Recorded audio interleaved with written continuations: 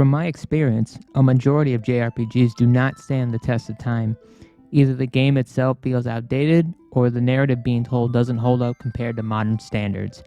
Final Fantasy VII somehow avoids both of these pitfalls to become a game that stands on its own.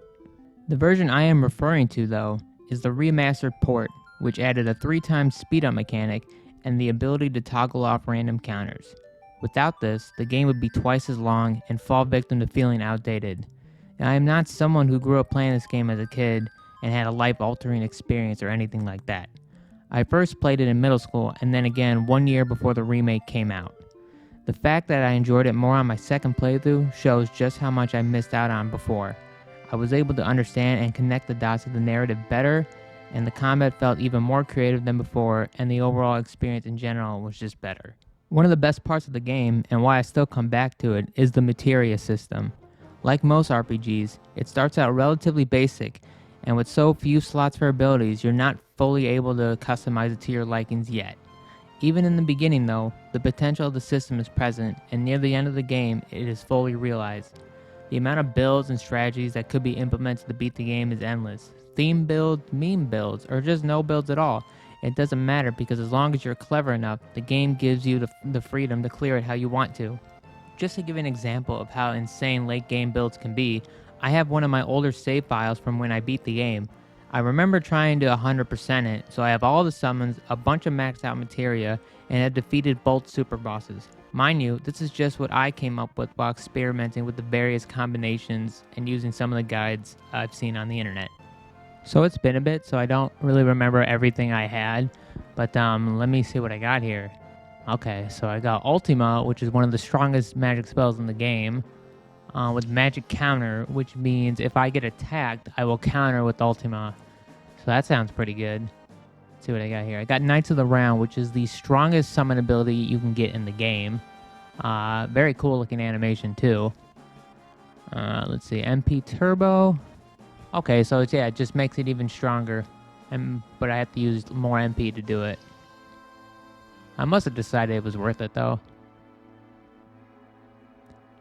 Attacks with parried materia, more HP. Okay, so this is interesting. This is very interesting. So Master Summon. All summon monsters summon, huh?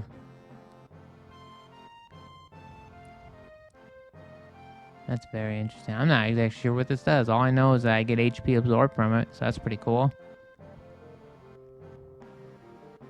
Oh, okay. Here we go. Cast 2 summon spells at once. Yeah, so every time I do Knights of the Round, I'll automatically do another Knights of the Round right after it. So that sounds pretty broken. Double cut, you just attack twice. Simple enough. HP plus, to get more HP, more HP. I think Full Cure is like the strongest magic spell you can do in the game. Mega All. I think that just makes it so there's all effects on every action. Final attack. Final attack is interesting because it's when you die, it lets you do one final attack with whatever it's paired up with. Now this is a pretty common thing to do, is paired up with Phoenix. So what Phoenix does, if you die with Phoenix paired with final attack, is that it revives you. So, and if you max it out to 5 stars like I have here, you can essentially revive yourself like 5 times. It's actually pretty busted. Now I want to go over Tifa's real quick because she has nothing, counterattack, underwater breathing. I didn't know that existed. That's pretty cool. But she has the enemy skill, which is very interesting. It's essentially, if you use, it gives you the enemy skill command, which if you use against an enemy that has a transferable skill, you can use it as your own. I don't have all of them, but I have a bunch. Probably Big Guard being one of the most useful ones in the game. So that's pretty cool. And we'll check Sid here real quick. Nothing crazy. I think Mime just lets me mimic other abilities. I'm not too sure, actually. But yeah, the whole idea of it was just to show that by the time you get to endgame, your characters are going to have some crazy abilities, and the ways they can be used in combat differs greatly. But yeah, I hope you enjoyed the showcase of these. The combat plays out using the active turn-based battle system that has been a staple in the series for a few games now, and would continue to be up until Final Fantasy X. You wait until the meter fills up, do an action, then wait again. You can pass turns if someone else's meter is filled up, or if you have the battle setting set to wait instead of active. You can stay on the menu for a bit if you need more time to think about the next move. It's not the battle system that makes playing the game fun or replayable, but how using the materia affects it. Is it way too good? Yes, but I tend to prefer games that give the player more freedom in how they want to play, even if it ends up being unbalanced. It can make any character viable, so team comp is never an issue. One of the complaints I hear is that with the way the materia system is, it overshadows the characters using them. I won't lie and say everyone in FF7 has the most time put into their backstory, but I feel they have enough that make them distinct from each other. The designs of the characters alone are all very different, and there's a reason I run Tifa and Cid every time I run through the game. Those characters appeal to me more than the others. Could I just swap materia to Barret or Red and use them instead? Sure, but that's not the team I want to run, and I would have less fun doing so. It's not like there is nothing that separates them gameplay-wise. Limit breaks exist and are unique to each character. They're a special move that can be used once the limit gauge is filled up and can be built up through a few ways. The reason I like using Tifa and Cid is because their limit break moves are the best of the bunch. Tifa's being a game where you have to time multiple button presses to get the most damage out of it can be exciting to perform mid-battle during a boss fight. And Cid's are just really cool, and that's it. They're just really cool. Luckily, Cloud comes with plenty of useful and visually impressive limit breaks, so I don't mind him on the team either. On to the characters themselves. Having played this somewhat recently, and the remake, I will say the original seems somewhat lacking in terms of character development and interactions. Cloud being a standout from the cast, going from the awkward, rude mercenary to having his identity shattered, and then finally accepting what happened to him was satisfying to see, and by the end I think he becomes a very likable protagonist. Tifa comes off as a sweet and kind bar owner who cares a lot about Cloud and the Avalanche group as a whole. There's nothing much to dislike about her, but I would say she's not as interesting as some of the other members of the cast. Her brief backstory of how she was taught by a martial arts master and how her past intertwines with Cloud's makes her unique as an individual. Barret is hard not to enjoy as a character. He's got multiple sides to him depending on who he's interacting with. From bickering with Cloud to fawning over his daughter, he never fails to entertain.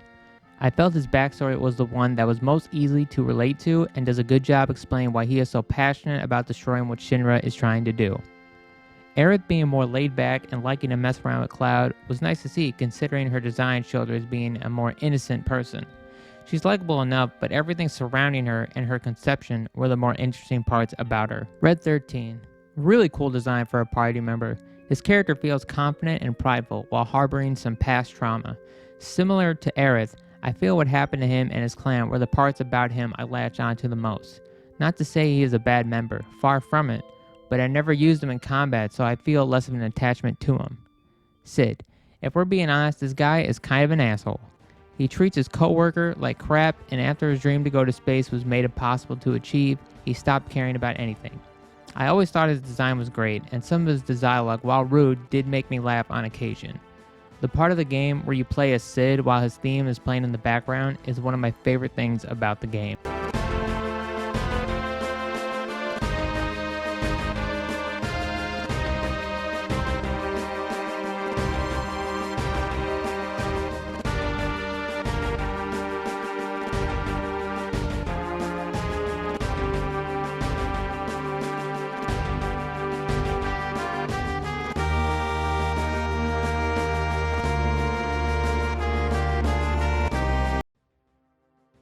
Vincent. He doesn't say much, and he joins your party due to the reasons surrounding his involvement with one of the main antagonists. I don't have much to say about him. Aesthetically, the red and black make him stand out among the cast, but his personality is almost non-existent, and compared to some of the more colorful members of the cast, I always end up ignoring him. Yuffie. Spunky and mischievous young girl who is also a ninja. That's it. She's fun and likable enough, but I never used her much in combat. That might change in the future since I always wanted to do a run of the game using her because I thought her limit breaks were interesting and could be applied in various ways. Cait Sith. I have never used this character, nor do I want to use this character ever. I think his design is the worst among the cast, and the only thing interesting thing about him is his connection to Shinra, and that's it. He's honestly pretty terrible in my opinion. The appeal of JRPGs for me is playing with a group of unique, likable characters who for whatever reason decide to work towards a common goal. They're not the deepest cast of characters, but the fact that this group is still beloved today says enough. While the characters don't have as much depth, the narrative can be played through multiple times and you can still find something new every time. The story of Cloud and Sephiroth is iconic, while having some of the most interesting lore I've seen for a game. The dots can be hard to connect sometimes, but I find it fun to figure out how events lead into each other. Being completely different from other Final Fantasies before it, this game just has this cool vibe and look to it that was unlike a majority of JRPGs of its time. You play as an ex-member of an elite mercenary group now working for eco-terrorists with the intention of dismantling a government that clearly doesn't give a shit about its citizens. The whole setup of this and how it's thrown at you in the beginning of the game is so intense and engaging. Starting the game off with a bombing mission was a genius design choice and immediately gets the player invested in what's happening with the world. Midgar. The starting area is different because it's pretty straightforward and has a punk sci-fi look not present in the rest of the game. There's not much to explore, and as you play through this part, more of Midgar becomes inaccessible due to certain events. After leaving Midgar, the most important cutscene is shown in the player, as it gives context and reason as to why the story unfolds the way it does. The story continues, going through many points of intensity and plenty of slower moments where it gives the players the chance to explore the world. Once you get the high one, the world becomes a treasure trove of hidden areas and fun side tasks to distract yourself with. Like playing some of the Gold Saucer minigames.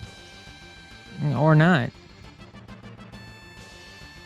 Visiting areas like Wutai gives some more background to Yuffie and also involves a lengthy side quest. There is also a secret area that I never discovered when I was younger, and I'm happy that I found it on my own without a guide. From what I remember, the area doesn't give particularly useful rewards for clearing it, but it's neat that it exists at all. I'd rather not get into the main narrative too much, as there are several other videos covering what happens more accurately than I can. Not only that, but this video is here to showcase my own viewpoint on the game. As a whole, the story kept me engaged the whole way through, with some great twists and reveals along the way. It still offers a unique experience after 20 plus years of being released and me having played hundreds of JRPGs. The factor that brings everything together would have to be the music. The music just makes sense, and each theme perfectly matches the mood of certain areas or events. It's hard to describe in words how well the music fits the world of FF7 and how it enhances every aspect of it. I mean, just listen to some of this.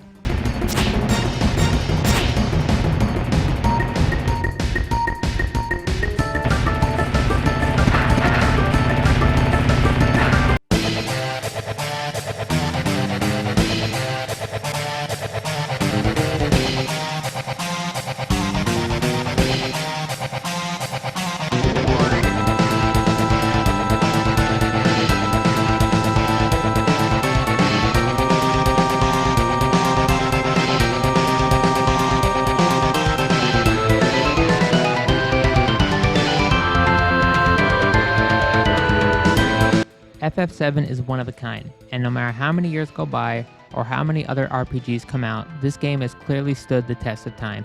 It is immortalized as a genre-defining title, and it's a damn good one at that.